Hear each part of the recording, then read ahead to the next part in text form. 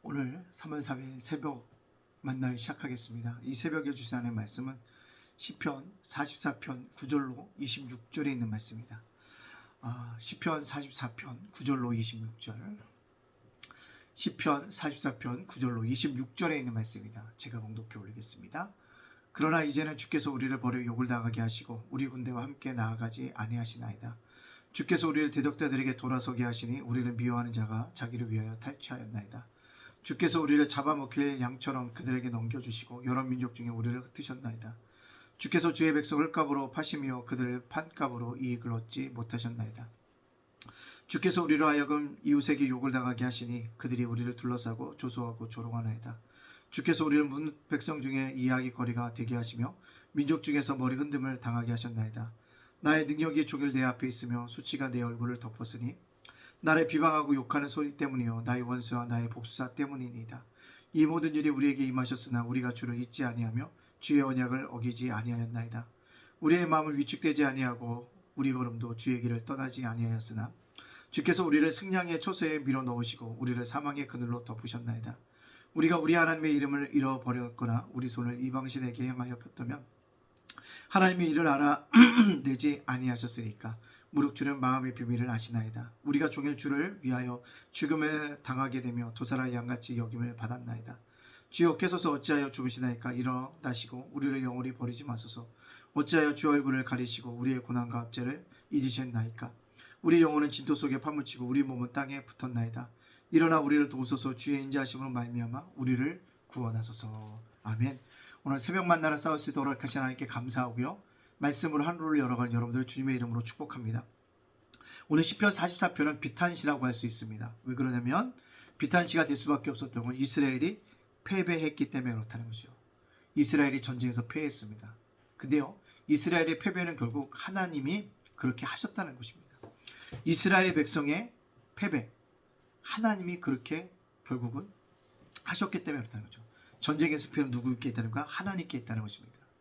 그들이 가나안을 정복할 때도 여리고성에서 승리했지만 아이성에서는 함락하지 못했습니다. 왜 그럴까요? 하나님이 허락하지 않았다는 거죠. 이스라엘 백성들의 범죄가 있었기 때문에 그렇다는 것입니다.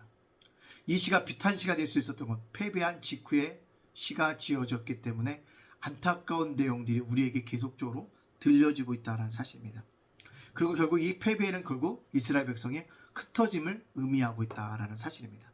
여러분들 꼭 기억할 것은 인생을 살아갈 때 성패는요 하나님 손에 있습니다. 인간의 손에 아니라 하나님의 손에 있다는 사실 꼭 기억하고 믿음의 걸음을 옮겨갈 수 있는 저와 여러분이 되어지시기를 간절히 소원합니다. 두 번째로 패배한 이스라엘 백성들은 어떻게 되어졌을까요? 세상으로부터 비난거리가 되어집니다. 조롱거리가 되어집니다.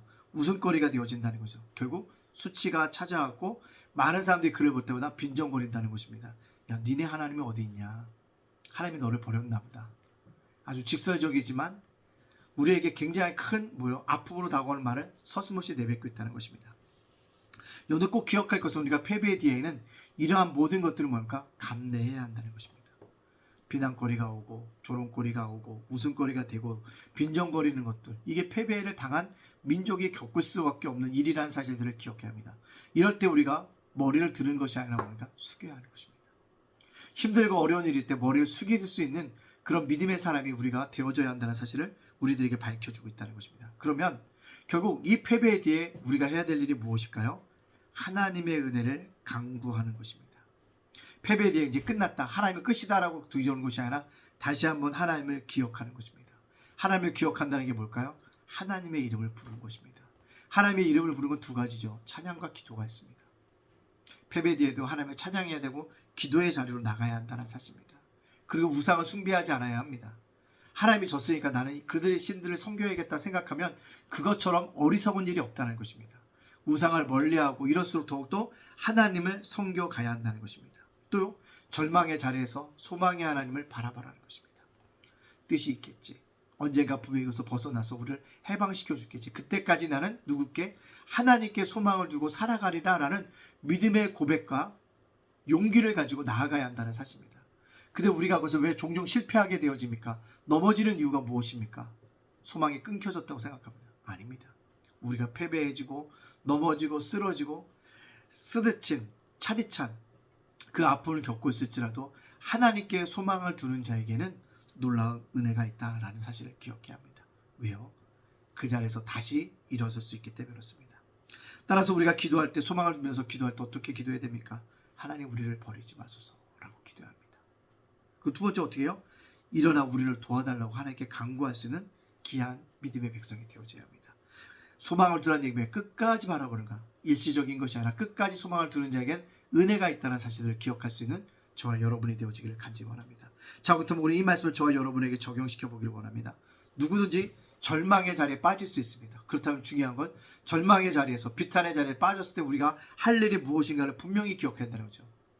크리스찬들이요, 비탄의 길, 절망의 길, 실패의 길에 설 수 있습니다. 그때 해야 될 일, 첫째는요, 믿음을 돈독히 하는 것입니다. 하나님을 바라보는 것입니다.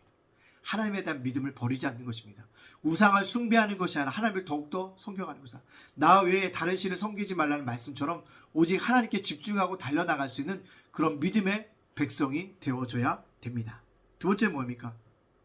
하나님께 부르짖으며 눈물로 기도해야 한다는 겁니다. 부르짖어야 한다는 겁니다. 힘들 때 세상을 향해서 원망하고 불평하고 불만한 소리보다는 하나님 앞에 소리 질러야 합니다. 하나님 도와주십시오. 하나님 일어나 주시옵소서. 그리고 눈물을 흘려야 한다는 거죠.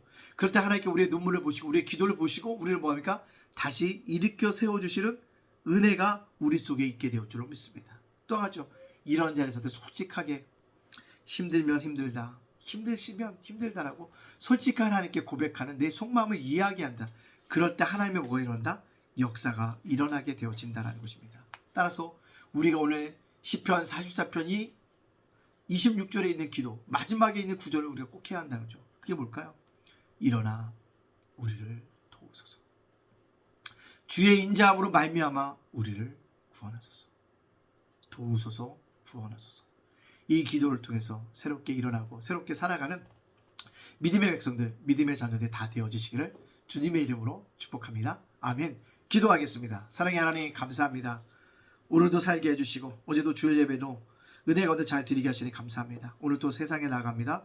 세상에서 승리할 것을 믿고 감사합니다. 어떤 일을 당하지 하나님 주신 용기와 지혜로 너희 이겨나갈 수 있도록 인도하여 주시옵소서. 주님 절망 가운데 비탄의 자리에 빠질 때 우리가 할 일은 믿음을 유지하는 것입니다.